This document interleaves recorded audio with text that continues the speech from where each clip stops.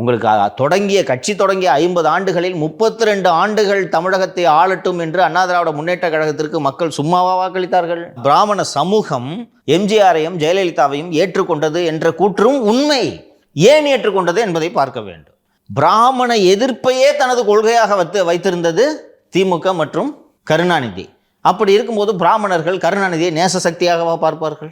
இல்லையா? ஆனால் இப்படி தீவிர பிராமண எதிர்ப்பில் இருந்த கருணாநிதியா ஜெயேந்திரரை கைது செய்தார்? ஜெயலலிதா தான் ஜெயேந்திரரை சங்கராச்சாரியை கைது செய்தார். அந்த துணிச்சல் 100 ஆண்டுகள் ஆகியிருந்தாலும் கருணாநிதிக்கு வந்திருக்காது. நான் எழுதி தருகிறேன். அவர்களோடு பிராமண சக்திகளோடு சமரசம் செய்து கொள்வதையே தனது முழு நேர வேலையாக வைத்திருந்தவர் தான் கருணாநிதி.